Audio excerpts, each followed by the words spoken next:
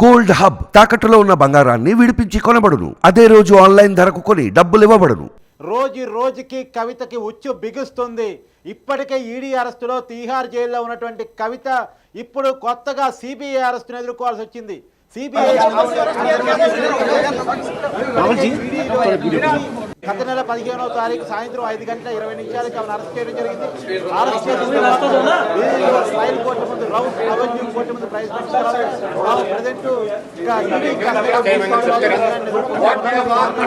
Same thing that as 1 year back, it is a illegal arrest. We are going to fight it out. Please. అంటే Delhi liquor స్కామ్ని 2 enquiry సంస్థలు enquiry చేస్తున్నాయి. ఒకటి CBI, 2 ED. Issue ఒకటే అయినప్పుడు కూడా 2 వేర్వేరు కేసులు. మొట్టమొదటిగా సిబిఐ మాత్రమే ఈ విషయంలో కేసు నమోదు చేయడం జరిగింది. అవినీతి నిరోధక చట్టం కింద కేసు నమోదు చేయడం జరిగింది. ఆ విషయంలో గతంలో కూడా కవితను హైదరాబాద్లో సిబిఐ విచారించడం జరిగింది. కానీ తర్వాత కాలంలో సిబిఐ విచారణకు కవిత కోఆపరేట్ చేయలేదు. కానీ ఈ సిబిఐ ఎంక్వైరీలో వచ్చినటువంటి మనీ లాండరింగ్ ఇష్యూలని ఈడీ తీసుకుని ఎంక్వైరీ చేసింది. ఈ 2 కేసులు డిఫరెంట్. ఈడీ సిబిఐ ఏమో అవినీతి నిరోధక చట్టం కింద కేసు నమోదు చేసి ఆమెను ఎంక్వైరీ చేస్తుంది. మనీ ట్రైల్ అంటే 100 కోట్ల రూపాయలు లావాదేవీలు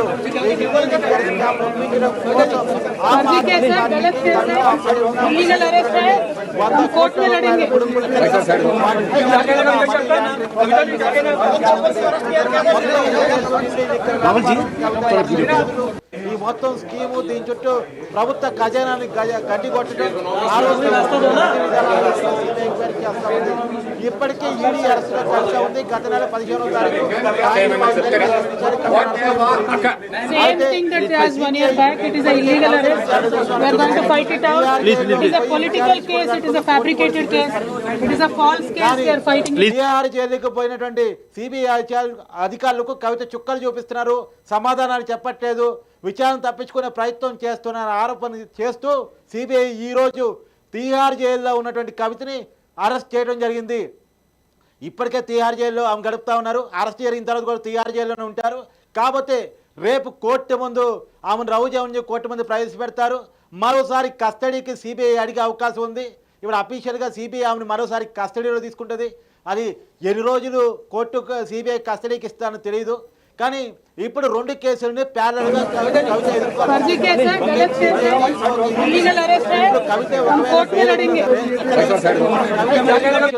రెగ్యులర్గా అప్లై చేసుకోవడం చూసినాం. నార్మల్ బెయిల్ కోసం కోర్టుకి లెటర్ రాయడం చూసాం. అంతకుముందు తను కుమారుడు ఎగ్జామ్స్ చూపిస్తూ మధ్యంతర బెయిల్ కావాలని అడిగారు. కానీ కోర్టు మధ్యంతర బెయిల్ ఇవ్వటాన్ని నిరాకరించింది.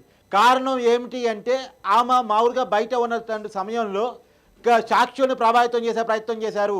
అప్రూవ్డ్గా మారిన వారిని బెదిరించే ప్రయత్నం చేశారు. ఫోన్లు ధ్వంసం చేశారు. సాక్ష్యాధారం ధ్వంసం చేసే ప్రయత్నం చేశారు అనేటువంటి అభియోగాలను ఈడీ మోపడం జరిగింది. వాటిని అంగీకరించిన కోర్టు, కవిత వ్యతిరేక సాక్ష్యాధారాలను చూసిన కోర్టు ప్రత్యేకించి ED joint director Bhanupriya Meena ఏ సాక్ష్యాధారాలు అయితే జడ్జి గారి ముందు పెట్టారో వాటిని అగ్రీ చేసినటువంటి కోర్టు కవితకి మధ్యంతర బెయిల్ ఇవ్వటాన్ని నిరాకరించింది. ఇప్పుడు ఈ నెల 20వ తారీఖు నుంచి నార్మల్ బెయిల్ కోసం వాదన స్టార్ట్ కాబోతున్నటువంటి సమయంలో సిబిఐ అరెస్టు అనేటువంటిది కీలక అంశంగా చెప్పుకోవాలి. ఇప్పుడు ఒకవేళ ఈడీ కేసులో కవితకు బెయిల్ వచ్చినా సరే ఇప్పుడు మళ్ళీ సిబిఐ కేసులో బెయిల్ అప్లై చేసుకోవాల్సి వస్తుంది. అంటే ఒకవేళ ఏ కేసులో బెయిల్ వచ్చినా కవిత తీహార్ జైలు నుంచి బయటకు రావడానికి అవకాశం లేదు. ఈవెన్ 2 కేసుల్లో బెయిల్ వస్తే మాత్రమే కవిత బయటకు రావడానికి అవకాశం ఉంది. నిజంగా ఇది కవితకి చాలా ఇబ్బందికరమైన పరిణామం అని చెప్పుకోవాలి. ఇప్పటికే మనీష్ సిసోడియా ఢిల్లీ ఉప ముఖ్యమంత్రిగా ఉన్న వ్యక్తి 19 నెలలుగా తీహార్ జైల్లో గడుపుతున్నారు. అతను 30 సార్లు బెయిల్ అప్లై చేసుకుంటే రాలేదు. ఇప్పుడు మరి కవితకి ఎన్నాళ్ళకి బెయిల్ వస్తుంది. ఇప్పటికే ఇదే కేసులో ఢిల్లీ సీఎం, ఈ కేసులో ప్రముఖుడైనటువంటి కేజ్రీవాల్ కూడా తీహార్ జైల్లో ఉన్నారు. కవితతో పాటు తీహార్ జైల్లోనే కేజ్రీవాల్ కూడా ఉన్నారు. ఈ ఒక్క అరెస్టు మీద అరెస్టుని ఎలా చూడాలి, దీన్ని చట్టాలు ఎలా చెప్తాయి, ఎలా ఎంక్వైరీ జరిగే పరిస్థితి ఉంటుంది, సిబిఐ ఎలా ఎంక్వైరీ చేస్తుంది, ఈ 2 కేసుల నుంచి బయటపడటానికి కవిత ముందు ఉన్న ఆప్షన్స్ ఏంటి, ఏ రకమైన పరిణామాలు ఈ కేసులో చోటు చేసుకోబోతున్నాయో ఒక్కసారి మనతో లైవ్లో ఉన్నారు ప్రముఖ హైకోర్టు అడ్వకేట్ మధు గారు. ఆయనతో మాట్లాడే ప్రయత్నం చేద్దాం. మధు గారు నమస్కారం సార్. నమస్కారం కార్తిక్ గారు. సార్ ఏం సార్, ఆల్రెడీ ఈడీ కస్టడీలో ఉంది, అంటే అరెస్టులో ఉంది. ఇప్పుడు తీహార్ జైల్లో గడుపుతూ ఉన్నారు నిందితురాలిగా ఢిల్లీ లిక్కర్ స్కామ్లో. మరోసారి సిబిఐ అరెస్ట్ చేసింది. ఈ ప్యారల్ అరెస్ట్ ఎలా చూడాలి? ఒకవైపు ఈడీ అరెస్టులో ఉన్న కవితని మరోసారి సిబిఐ అరెస్ట్ చేయడాన్ని ఎలా చూడాలి? అవును, మనం ఇప్పుడు లిక్కర్ స్కామ్లో మనం మొదటి నుంచి గమనించుకున్నట్లయితే మొట్టమొదటిసారిగా లిక్కర్ స్కామ్లో కవిత మీద అభియోగాలు మోపింది కానీ కవితను ఎంక్వైరీ చేయాలని కోరింది కానీ మొదటి నుంచి సెంట్రల్ ఏజెన్సీ అయినటువంటి సిబిఐని. కానీ అప్పటి ఉన్నటువంటి ప్రభుత్వం బీఆర్ఎస్ ప్రభుత్వం ఏదైతే అప్పుడు మనకు తెలంగాణలో ఉందో మిగిలిన రాష్ట్రాల మాదిరిగా అంటే ఐదర్ పశ్చిమ బెంగాల్ లేదా తమిళనాడు ఎలా అయితే వారు సిబిఐకి కన్సెంట్ విత్డ్రా చేశారో వీళ్ళు కూడా మేము సిబిఐకి కన్సెంట్ విత్డ్రా చేస్తాము, సిబిఐ తెలంగాణలోకి రావడానికి వీల్లేదు, తెలంగాణలో వచ్చి సిబిఐ కవితని విచారించడానికి వీల్లేదు అని చెప్పేసి వీళ్ళు ఒక ప్రెస్టేజ్ ఇష్యూ తీసుకొని కన్సెంట్ విత్డ్రా చేయడం జరిగింది. సిబిఐ వారు కూడా అదే రేంజ్లో దాన్ని తీసుకోవడం కూడా జరిగింది. సో ఇక్కడ పరిణామాలను మనం గమనించినట్లయితే ఎప్పుడైతే బీఆర్ఎస్ ప్రభుత్వం ఆనాడు ఉన్నటువంటి బీఆర్ఎస్ ప్రభుత్వం కన్సెంట్ విత్డ్రా చేయడం జరిగిందో దాని తదనంతరం ఈడీ రంగంలోకి దిగింది పూర్తి స్థాయిలో అని చెప్పి మనం చెప్పుకోవచ్చు. ఎప్పుడైతే ఈడీ రంగంలోకి దిగిందో మనీ లాండరింగ్ ఏ విధంగా జరిగింది, ఫండ్స్ ఎక్కడెక్కడికి వెళ్ళాయి, ఎవరెవరి దగ్గర నుంచి ట్రాన్స్ఫర్ అయ్యాయని చెప్పేసి ఆడిటర్ బుచ్చిబాబు తన వాంగ్మూలంలో కీలకంగా చెప్పడం జరిగింది. అంటే ఇక్కడ మన ముఖ్యమైన విషయం ఏంటంటే కార్తిక్ గారు ఇక్కడ మనం గమనించుకోవాల్సిన విషయం ఏంటంటే ఒక కంపెనీ ఫినాన్షియల్ ట్రాన్సాక్షన్స్ అన్ని పూర్తి స్థాయిలో తెలిసేది ఆ కంపెనీ యొక్క ఆడిటర్కి మాత్రమే.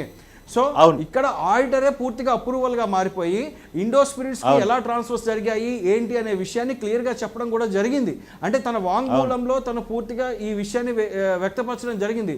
సో దాని ఆధారంగానే ఎప్పుడైతే బుచ్చిబాబు వాంగ్మూలం కీలకంగా మారిందో దాని తర్వాత మాత్రమే పూర్తి స్థాయిలో కవిత మీద ఈడీ ఈ ఎంక్వైరీ మొదలు పెట్టడం జరిగింది.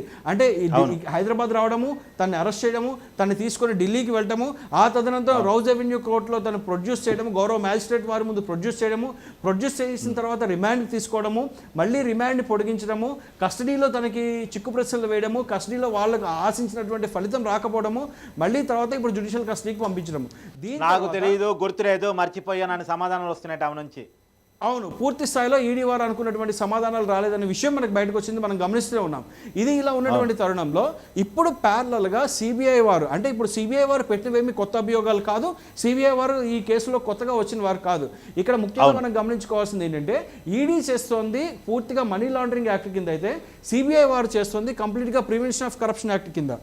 అంటే ఒక ప్రజాప్రతినిధి అయి ఉన్నటువంటి నువ్వు అంటే ఒక సీఎంగా కూతురు అయినటువంటి ఈమె, ఒక ఎమ్మెల్సీ అయినటువంటి ఈమె తెలంగాణలో ప్రజాప్రతినిధిగా ఉండి అక్కడ ఉన్నటువంటి ప్రజాప్రతినిధులకి లంచాలు ఇచ్చి తమకు కావాల్సిన లిక్కర్ పాలసీ ఫ్రేమ్ చేసుకున్నారు అనేది ప్రివెన్షన్ ఆఫ్ కరప్షన్ యాక్ట్లోని ఒక ముఖ్య ఉద్దేశం. అంటే ఆ యాక్ట్ తీసుకురావడం గల కారణం ఏంటంటే ప్రజాప్రతినిధులని లోపపెట్టారు, అంటే వాళ్ళకి ఆశ చూపించారు, క్విట్ ప్రోకో ఏదైనా జరిగిందా, వీళ్ళు ఏమిచ్చి ఏమి ఆశించారు. తాను ప్రజాప్రతినిధిగా ఉండి ఒక రాష్ట్రానికి సంబంధించిన ఒక పార్టీకి సంబంధించిన అధికార రాజకీయ పార్టీకి సంబంధించిన ప్రజాప్రతినిధిగా ఉండి మరో రాష్ట్రంలో మరో అధికార పార్టీకి సంబంధించిన ప్రజాప్రతినిధిని ప్రభావితం చేసే పరిస్థితి వచ్చింది. అంటే ఇది పీసీ యాక్ట్ మీరు చెప్తున్నట్టు ఈ పీసీ యాక్ట్ ప్రకారం అసలు రెండు రాష్ట్రాలు ఒకటి ఢిల్లీ మరొకటి గోవా. అవును, ఢిల్లీ గోవాలో కూడా అంటే గోవా ఎలక్షన్స్ కూడా ప్రభావితం చేసింది ఈ స్కామ్ అని చెప్పేసి అప్పుడు ఇది.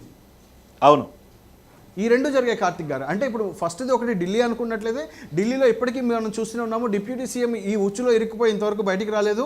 సో సీఎంకి కూడా ఈ మరకలు అంటుకున్నాయి. ఆల్రెడీ వీళ్ళ ప్రమేయం అంటే సీఎంగా ఉన్నటువంటి అరవింద్ కేజ్రీవాల్ కావచ్చు, డిప్యూటీ సీఎంగా ఉన్నటువంటి మనీష్ సిసోడియా కావచ్చు, వీళ్ళ స్థాయిలో పూర్తి స్థాయి ఆరోపణలు ఉన్నప్పటికీ ఈడీ వీళ్ళ మీద పూర్తి అభియోగాలు మోపినప్పటికీ కోర్టు ఇంతవరకు బెయిల్ నిరాకరించింది వాళ్ళకి. ముఖ్యంగా మనీష్ సిసోడియా విషయం మనం చెప్పుకోవాలి. ఇన్ని రోజులైనా బెయిల్ రాకపోవడానికి గల కారణాలు ఏంటంటే పూర్తి స్థాయి ఆధారాలు ఉన్నాయని చెప్పుకోవచ్చు.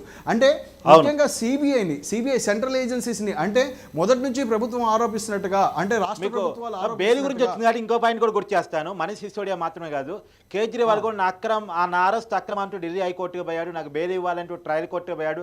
2 పిటిషన్లు కొట్టివేయడం జరిగింది. ఈ అరెస్ట్ అక్రమం కాదు, కావాల్సిన సాక్ష్యాధారాలు ఉన్నాయి, ముఖ్యమంత్రి అయినంత మాత్రం మీకు స్పెషల్ చట్టం లేదు అని చెప్పేసి కేజ్రీవాల్నే పక్కన పెట్టేసిన తర్వాత ఇక కవితకు ఏ మేరకు బెయిల్ వచ్చే అవకాశం ఉంది. ఇంకోటి కూడా మీరు క్లియర్గా చెప్పాలి, ఒక అడ్వకేట్గా ఈడీ కేసు మనీ లాండరింగ్ సంబంధించిన కేసుల్లో బెయిల్ రావడం అంత ఈజీ కాదు అని నిన్నటిదాకా చెప్తాం. మరి పీసీ యాక్ట్ ఇప్పుడు కొత్తగా ప్రివెన్షన్ ఆఫ్ కరప్షన్ యాక్ట్ కింద సిబిఐ అరెస్ట్ చేసింది కాబట్టి ఆ కేసులో బెయిల్ రావడానికి కొన్ని మార్గాలు ఏంటి, ఏ మేరకు బెయిల్ వచ్చే అవకాశం ఉంది, బెయిల్ వచ్చే అవకాశం ఈజీనా కాదా? పీసీ యాక్ట్లో కూడా బెయిల్ రావడం చాలా కష్టం. ఎందుకు అంటే ఇప్పుడు వచ్చేది కాదు, ఈమెకి రావాలన్నా ఎంత లేదన్నా ఇది పీసీ యాక్ట్లో వాళ్ళ ఇంట్రాగేషన్ ముందు పూర్తవ్వాలి కదా, వాళ్ళ ఎంక్వైరీ పూర్తవ్వాలి కదా, కస్టడీకి తీసుకోవాలి. ఇప్పుడు సిబిఐ కూడా కస్టడీకి కోరేటువంటి అవకాశం కనిపిస్తోంది. నిన్న కోర్టు ప్రశ్నించుకోవచ్చు, మీరు కావాలంటే జైల్లోనే ప్రశ్నించుకోవచ్చు, స్పెసిఫిక్ టైంలో మీరు ప్రశ్నించండి ఆవిడని చెప్పడం డైరెక్షన్స్ కూడా మనం చూసాము. కానీ ఇప్పుడు పూర్తి స్థాయిలో రేపు రౌజ్ రెవెన్యూ కోర్టులో కనుక ప్రొడ్యూస్ చేసినట్టయితే, ఎందుకంటే ఇవాళ పబ్లిక్ హాలిడే, ఎల్లుండి సాటర్డే కోర్టు ఉండేటువంటి అవకాశం ఉండదు కాబట్టి రేపు కూడా పబ్లిక్ హాలిడే అంటున్నారు. వీడియో కాల్ ద్వారా మాట్లాడిస్తారా ఏమో తెలియదు, ఎందుకంటే ఈ రంజాన్ కోసం 2 రోజులు హాలిడేలు ఉన్నాయి అంటున్నారు. మరి చూడాలి ఎట్లా చేస్తారు. అక్కడ ఢిల్లీలో డిక్లేర్ చేసి కనుక ఉండుంటే కనుక త్రూ వీడియో కాల్ ద్వారా అక్యూజ్ని తీసుకునేటువంటి అవకాశం ఉన్నది. సో తీసుకొని కస్టడీ సిబిఐ వారు కోరు ఉంటే కనుక మ్యాజిస్ట్రేట్ వారి ముందు ప్రొడ్యూస్ చేసి సిబిఐ వారు కస్టడీని కోరు ఉండేటువంటి అవకాశం ఉంటే కనుక కస్టడీకి ఇచ్చేటువంటి అవకాశాలు కూడా కనిపిస్తున్నాయి. ఈ కేసులో ఖచ్చితంగా కస్టడీకి ఇవ్వచ్చు. ఎందుకంటే వారికి కావాల్సినటువంటి విషయాన్ని సేకరించడానికి సెంట్రల్ ఏజెన్సీస్కి కూడా కొన్ని అధికారాలు ఉన్నాయి.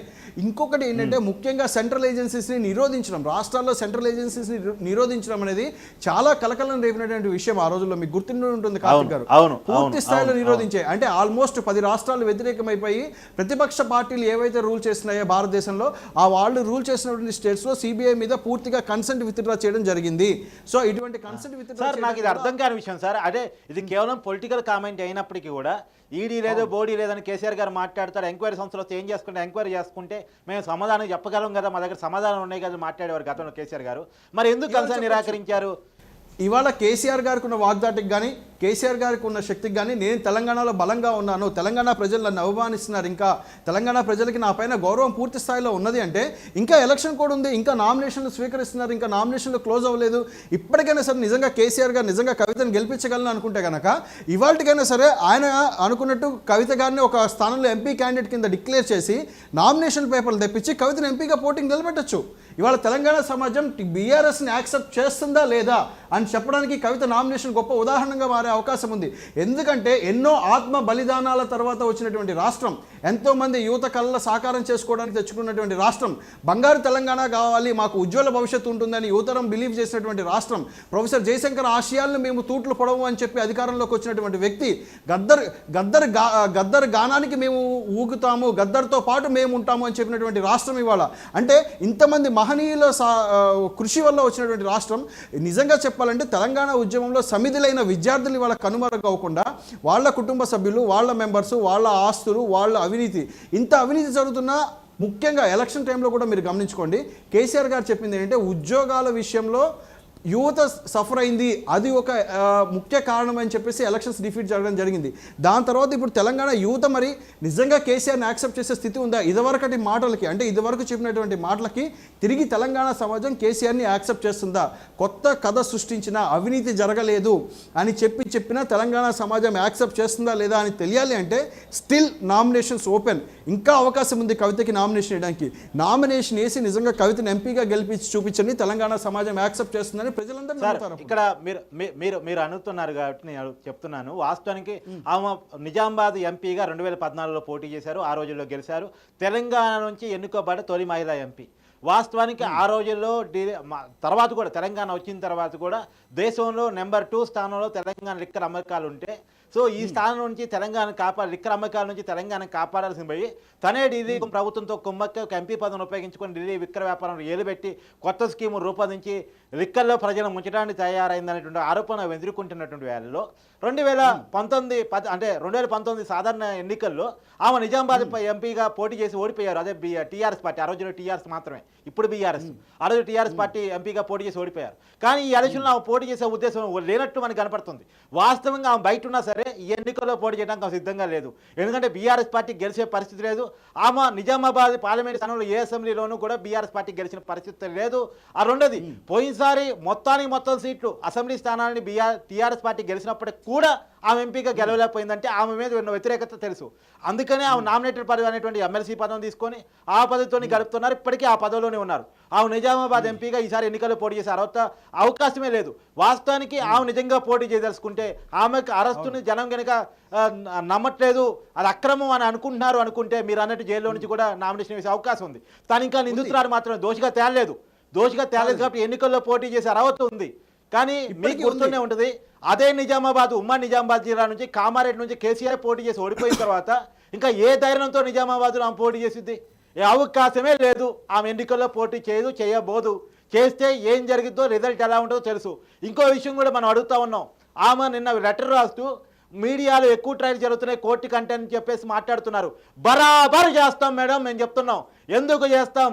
ఎందుకంటే ఒకవైపు కోర్టు ఆధారాలు ఉన్నాయి, అరెస్టు సక్రమాలని చెప్తున్నప్పుడు, ఇంకోవైపు ఈడీ సిబిఐ అభియోగాలు మోపుతున్నప్పుడు వాటి ప్రజల్లోకి తీసుకెళ్లే బాధ్యత మీడియాదే. కాబట్టి వాటి మీద మేము మాట్లాడతాం, ఆ బాధ్యతను మేము తీసుకుంటాం, ప్రజలకు వాస్తవాన్ని వివరించే ప్రయత్నం చేస్తాం, మీ వర్షను కూడా వినిపిస్తాం, మీ లెటర్ను కూడా మేము చూపించాం.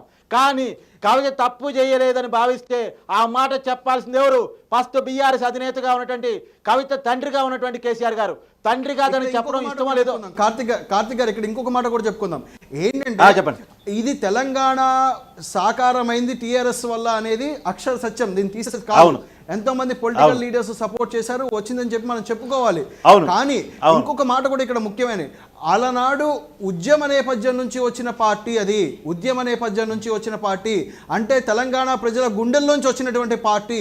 తెలంగాణ ప్రజలందరి గొంతుకై నినదించారు, తెలంగాణ కావాలి, మాకు రాష్ట్రం కావాలి, మా కళల సాకారం కావాలని తెలంగాణ ప్రజలు ఒక్క గొంతుకై నినదించి మరీ వచ్చారు. అంటే ఆనాడు కేసీఆర్ మిలియన్ మార్చికి పిలుపునిస్తే ఇదే ట్యాంక్ బండ్ మీద మనం ఇసుకేస్తే రాళ్ళంత మంది జనాన్ని మనం చూసాం. తెలంగాణ ఉద్యమంలో మీరు లాఠీ దెబ్బలు తిన్నాం, నేను లాఠీ దెబ్బలు తిన్నాం, మనం కూడా తిన్నవాళ్ళమే. చూసామా లేదా? మిలియన్ మార్చిలో ఎంతమంది ఇసుకేస్తే రాళ్ళని జనం వచ్చారు. మరి ఇవాళ కవిత అరెస్ట్ అయింది, ఇవాళ మరి బీఆర్ఎస్ పార్టీ మిలియన్ మార్చికి పిలుపు ఇవ్వగలదా?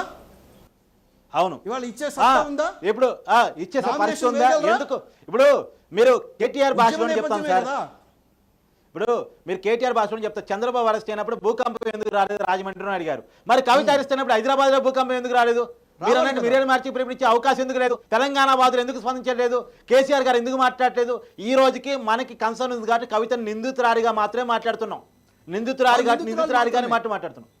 అవును, ఇప్పటికీ తప్పు చేయలేని ప్రజాక్షేత్రంలోకి రండి, ప్రజలందరూ వీళ్ళ వెంట ఉంటారు. అవును అవును, నామినేషన్ వేయండి, మిలియన్ మార్చి పిలుపునివ్వండి.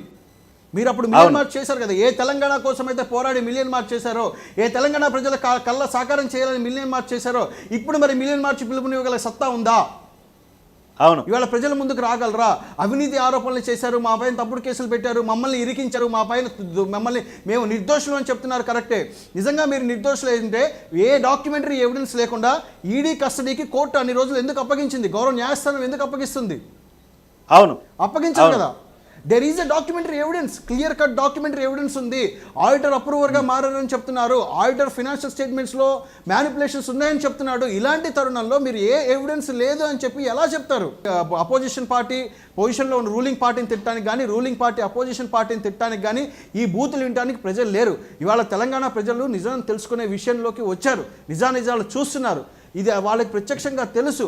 వీళ్ళు ఏదో మసిపూసి మారేడికాయ చేద్దామంటే ఇవాళ ప్రజలు నమ్మేటువంటి పరిస్థితుల్లో లేరు. కార్తిక్ గారు, ఎస్, మీరు 2 ఛాలెంజ్ ఇస్తారు. మా అడ్వకేట్ మధు గారు, ప్రముఖ హైకోర్టు అడ్వకేట్గా ఉన్న మధు గారు 2 ఛాలెంజ్ ఇస్తారు.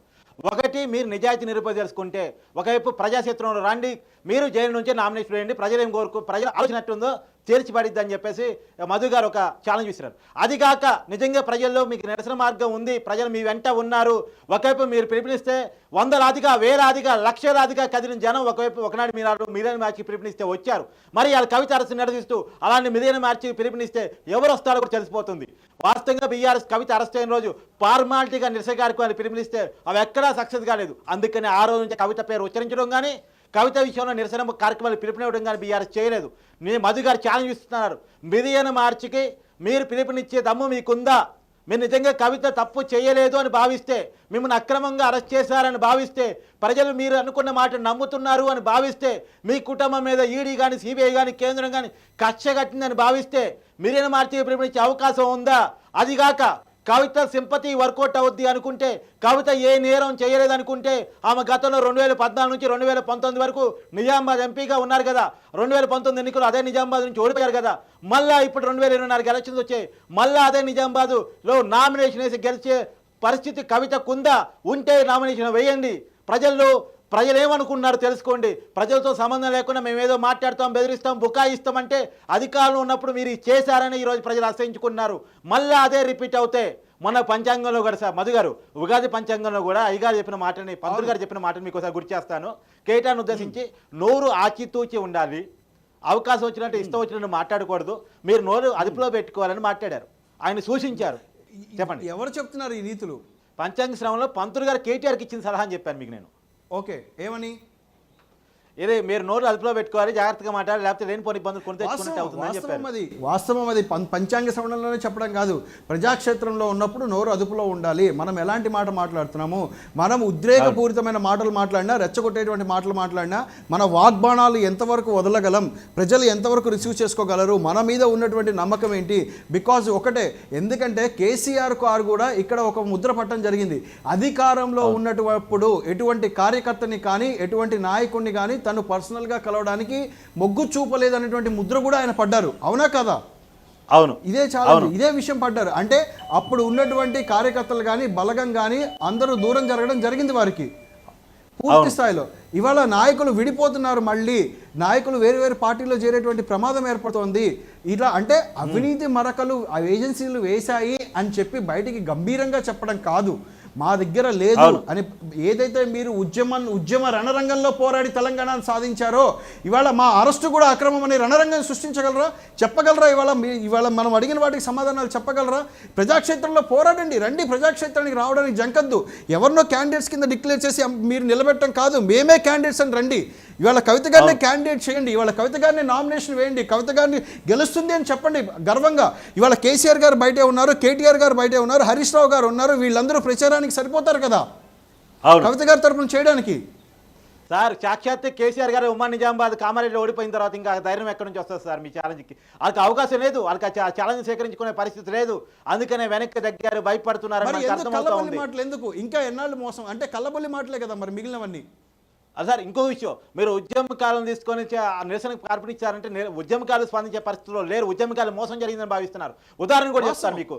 ఇవాళ తెలంగాణ క్యాబినెట్లో గుర్తు లేకుండా పోయింది తెలంగాణలో. ఎస్, ఆ రోజు తెలంగాణ ఉద్యమంలో మీరన్నటువంటి చాలా పిలుపుల్లో కూడా ఉద్యోగాలను వదులుకొని పోరాటం చేసిన దేవిప్రసాద్ కానీ, విఠల్ కానీ, గద్దర్ కానీ వాళ్ళెవరూ తెలంగాణ క్యాబినెట్లో లేరు. ఈవెన్ బీఆర్ఎస్ పార్టీలో గెలిచినటువంటి ఉద్యమకాలైనటువంటి ఎమ్మెల్యేలు బాల్కా సుమన్ కానీ, రస్మై బాలకిషన్ కానీ వాళ్ళు క్యాబినెట్లో లేరు. క్యాబినెట్లో ఉన్నదెవరు? పువ్వాడ అజయ్ కుమార్, ఆయన ఉన్నాడా తెలంగాణ ఉద్యమంలో? తలసాని శ్రీనివాస్ యాదవ్ తెలంగాణ ఉద్యమంలో ఉన్నాడా? ఎర్రబెల్లి దయాకర్ రావు తెలంగాణ ఉద్యమంలో ఉన్నాడా? కడలు శ్రీహరి తెలంగాణ ఉద్యమంలో ఉన్నాడా? గంగుల కమరాకర్ తెలంగాణ ఉద్యమంలో ఉన్నారా? ఎవరున్నారు సార్ తెలంగాణ ఉద్యమంలో? తెలంగాణ ఉద్యమంతో సంబంధం లేని వాళ్ళని మంత్రివర్గంలో తీసుకొని, తెలంగాణతో ఉద్యమంతో సంబంధం లేని వాళ్ళని మంత్రులుగా, నాయకులుగా తయారు చేసి తెలంగాణ ఉద్యమకారుల మీద కేసులు పెట్టి, తెలంగాణ ప్రొఫెసర్ చేసి కోదండరాముని తలుపులు బద్దలు కొట్టి రోడ్డు మీద కూడా రాకుండా చేసి, గద్దరికి అపాయింట్మెంట్ కూడా లేకుండా చేసి, ప్రగతి భవన్ ముందు వేక్ చేపించేసి అవమానించబరిచినటువంటి కేసీఆర్ కుటుంబానికి ఇలా ఉద్యమకారులు అండగా ఉంటారా? ఆయన పిలుపునిస్తే ఆయన కూతురు అరెస్ట్ అయిందని భావిస్తే రోడ్డు మీదకి వచ్చి పోరాటం చేస్తారా? నిజంగా తెలంగాణ ఉద్యమకారులు ఇవాళ బీఆర్ఎస్ పార్టీతో కనుక ఉండుంటే కేటీఆర్ భాషలో చెప్పే రకంగా భూకంపం వచ్చి ఉండేది కవిత అరెస్టు హైదరాబాద్లో. కానీ ఇవాళ తెలంగాణ ఉద్యమకాలు కేసీఆర్తో లేరు కాబట్టే, బీఆర్ఎస్తో లేరు కాబట్టే, తెలంగాణ సెంటిమెంట్తో బీఆర్ఎస్ దూరమైంది కాబట్టే ఎవరు రాలేదు. అవును, లేరు కాబట్టి వాళ్ళ భూకంపం రాలేదు. లేరు. అవును అవును అవును తెలంగాణ ఉద్యమకాలను మర్చిపోయి ఆ రోజు తెలంగాణ ఉద్యమకాలను కొట్టినా, కేసులు పెట్టినా, ఇబ్బంది పెట్టినా, మోసం చేసినా, దగాకోరు రాజకీయాలు వాళ్ళందరినీ దగ్గర తీసి మంత్రులుగా చేసి, అదో ప్రతిపక్షాలన్నింటినీ తొక్కేసి, ప్రతిపక్ష ఎమ్మెల్యేలందరినీ బీఆర్ఎస్లో లాగేసి, వాళ్ళ పార్టీలన్నింటినీ బీఆర్ఎస్లో విలీనం చేసుకొని అడ్డగోరు రాజకీయాలు చేద్దాం అనుకున్నారు. కాబట్టి ఇవాళ మీతో జనం లేరు, నాయకులతో కెమిస్ట్రీ లేదు, ప్రజలతో కెమిస్ట్రీ లేదు, ప్రజలు మీకు దూరం అయ్యారు, బీఆర్ఎస్ క్యాడర్ దూరం అయ్యారు. ఇవాళ బీఆర్ఎస్ పార్టీకి ఈ పరిస్థితి దక్కిందంటే కారణం బీఆర్ఎస్లో నాయకులకి విలువ ఇవ్వకపోవటం, క్యాడర్కి విలువ ఇవ్వటం, కనీసం ముఖ్యమంత్రితో ఆ రోజు అధినాయకులతో మాట్లాడే అవకాశం కూడా ఎమ్మెల్యేలకు, ఎంపీలకి అవకాశం కూడా లేకపోవటం, ఇది నిజంగా బాధాకరం. అందుకనే ఆ పార్టీకి ప్రధాన కార్యదర్శిగా పనిచేసినటువంటి కేశవరావు ఆ పార్టీతో లేకుండా పోయాడు. జీహెచ్ఎంసీ మేయర్గా పనిచేసిన బొంతురాము ఆ పార్టీతో లేకుండా పోయాడు. ఇవాళ ఆ పార్టీ నుంచి 32 ఎమ్మెల్యేలు మేము పార్టీ మారుతాం, ఆ పార్టీకి ఎంపీ టికెట్ ఇచ్చి, సహజంగా సార్ మధు గారు, సహజంగా ఎవరైనా పదవులు లేకపోతే పార్టీ మారుతారు. నీకే ఎంపీ టికెట్ అన్నా కానీ నీ వద్దు, నీ పార్టీ వద్దు, నీ ఎంపీ టికెట్ వద్దని పార్టీ మారుతున్నారు. ఫస్ట్ టైం తెలుగు రాజకీయాలు చూస్తూ ఉన్నాం. అవును, అంటే ఇక్కడ ముఖ్యమైన విషయం ఇంకోటి గమనించుకోవాలి, ప్రజలే కాదు నాయకులు కూడా విశ్వాసం కోల్పోయారు. నాయకులు కోల్పోతారంటే వాళ్ళ విశ్వాసం కోల్పోతున్నట్టే కదా. అధికారం అంటే ఒకలాగా, అధికారం లేకపోతే ఇంకొకలాగా అనేది కాదు. ప్రజాక్షేత్రంలో ఉన్నటువంటి నాయకుడు ఎప్పుడు ప్రజల కోసం పాటుపడేటువంటి నాయకుడై ఉండాలి. ఇది ప్రజాస్వామ్యం. ప్రజాస్వామ్యంలో ప్రశ్నించే గొంతుకను తొక్కుతాము. ప్రశ్నించే గొంతుకలు మా వైపు ఉండకూడదు, మమ్మల్ని వేలెత్తి చూపేవాడు ఉండకూడదు, ప్రజాస్వామ్యంలో మా వైపు మాట్లాడేవాడు ఉండకూడదు అనుకోవడం ఇది రాజ్యాంగ మూలాలకే వ్యతిరేకం. కార్తిక్ గారు, ఎస్ సార్, బ్యాక్ టు కవిత కేసుకు వస్తే తన బెయిల్ రావడానికి కొన్ని అవకాశాలు ఏంటి, ఏ కండిషన్ చూసి బెయిల్ ఇచ్చే అవకాశం ఉంది, ఇప్పుడు నెక్స్ట్ జరగబోయే విచారణ ఏ రకంగా ఉండొచ్చు? ఇప్పుడు మనం చూసుకున్నట్లయితే ఇప్పుడు మనం ఫస్ట్ నుంచి అనుకుంటున్నట్టు మాట నేను ఇదివరకు కూడా మీకు చెప్పాను. ఇప్పుడు నిజంగానే బెయిల్ వచ్చేటువంటి అవకాశాలు చాలా కష్టంగా ఉన్నాయి. ముఖ్యంగా ఈడీ విషయంలోకి వస్తే ఈడీ కూడా అక్కడేమి ఈడీ మాకు ఇంకా కావాలి, కవితను ఇప్పుడే పంపించద్దు, ఎందుకంటే తను ఎవిడెన్సెస్ ట్యాంపర్ చేసేటువంటి ప్రమాదం ఉంది, సెల్ ఫోన్లో కూడా డేటా పూర్తి స్థాయిలో లభ్యం అవ్వలేదు. సో ఎవరైతే సాక్ష్యం ఇవ్వడానికి రెడీగా ఉన్నారో ఆ వ్యక్తుల్ని ప్రలోభపెట్టేటువంటి అవకాశం ఉంది, వాళ్ళు బెదిరించేటువంటి అవకాశం ఉంది అని చెప్పబోతున్నారు. సో రేపు కనుక సిబిఐ కస్టడీకి అప్పగించినట్లయితే ఇప్పట్లో మళ్ళీ బెయిల్ వచ్చే క్వశ్చన్ కూడా ఉండదు. సో ఒక ఏజెన్సీ నుంచి ఇంకో ఏజెన్సీ అవుతుంది, తర్వాత ఇంకా స్పెషల్ ఎన్ఫోర్స్మెంట్ అథారిటీస్ ఉన్నాయి, ఇంకా రావాల్సినటువంటి మరి ఇంకేమైనా విభాగాలు, ఇంకా ఏమైనా ఏజెన్సీస్ మళ్ళీ ఇంటరాగేట్ అవసరం, మాకు ఏమైనా కావాలి అని అడిగి తీసుకుంటాయో లేదా ఇన్ ఫ్యూచర్ మనకు తెలియదు. సో కాబట్టి ఇప్పట్లో అయితే కవితకు బెయిల్ వచ్చే అవకాశం లేదు. ఎందుకంటే మనకు ముఖ్యంగా ఎగ్జాంపుల్ కింద చూసుకుంటే ముఖ్యమైన ఎగ్జాంపుల్ ఈ కేసులో మనీష్ సిసోడియా అని చెప్పుకోవచ్చు. సిసోడియా కూడా ఇవ్వడం లేదు. సో ఆ ప్యారలల్గా కవితకు ఒక్కదానికే కాదు, కవితకు ఒక్కదానికి బెయిల్ ఇస్తే మిగిలిన అక్యూజ్డ్ కూడా ఇవ్వాల్సినటువంటి అవకాశం ఏర్పడేటువంటి ఉంది. అంటే ఒక క్రిమినల్ కేసులో అక్యూజ్డ్ రోల్ ఎంత ఉంది, అక్యూజ్డ్ ఎంత ప్రధాన పాత్ర పోషించారు అనేది చూస్తారు, దాన్ని బట్టి బెయిల్ ఇవ్వడం అనేది జరుగుతుంటుంది. సో ఆల్మోస్ట్ వీళ్ళందరూ ఒకే రకమైన పాత్ర పోషించారు కాబట్టి ఒకళ్ళకి బెయిల్ వచ్చిన అందరికి వచ్చేటువంటి అవకాశం ఉంటుంది. కాబట్టి కవితకు కూడా రావడం కష్టమని చెప్పొచ్చు ఈ కేసులో. సార్ ఇంకోటి, కొన్ని అభియోగాలను ఈడీ మోపుతున్న అభియోగాలని, సిబిఐ మోపుతున్న అభియోగాల మీద అంటే ప్రత్యేకించి ఈడీ ఇప్పుడు ఛార్జ్ షీట్ దాఖలు చేస్తుంది, కోర్టులో వాదిస్తుంది బెయిల్ ట్రైన్లో. కాబట్టి మీకు చెప్తున్నాను, ఒకటి కవిత మొబైల్ ఫోన్లు ధ్వంసం చేశారు, డేటా డిలీట్ చేసే ప్రయత్నం చేశారు. ఆ రోజు అప్రూవ్గా మారినటువంటి అరుణ్ పెరేని బెదిరించి పిటిషన్ మార్చుకునే, అంటే తన వాంగ్మూలాన్ని మార్చుకునే విధంగా ఆమె భయభ్రాంతులకు గురి చేశారు. అది పక్కన పెడితే విచారణకు సహకరించలేదు. తర్వాత ఆమె సాక్షులను సాక్ష్యధారాన్ని ప్రభావితం చేసి అన్ని రకాల పనులకు దిగారు. తర్వాత ఓబరాయ్ హోటల్లో డబ్బుల ఎక్స్చేంజ్కు, ఆవల రూపంలో ఎక్స్చేంజ్కి ఆమె ఉపయోగపడ్డారు. దానికి బినామీని వాడుకున్నారు, అభిషేక్ బోయినపల్లి లాంటి వాళ్ళని వాడుకున్నారు. ఇలాంటి అభియోగాల్ని ఈడీ మోపుతున్నటువంటి సమయంలో ఆమెకి ఏ రకంగా బెయిల్ ఇచ్చే అవకాశం ఉంటుంది అసలు రాబోయే కాలంలో? ఈ కేసులో ఆమె పాత్ర ఇప్పటివరకు అయితే ఆమె మొదట్లో సాక్షిగా పిలిచారు, తర్వాత పాత్రధారిగా చేర్చారు, ఇలా ఆమె సూత్రధారి అని చెప్తున్నటువంటి పరిస్థితుల్లో ఈ కేసులో ఆమె ఇక ఏ రకంగా ముందుకెళ్ళే అవకాశం ఉంది? ఈ కేసులో అత్యంత కష్టం బెయిల్ రావడం, చాలా కష్టం.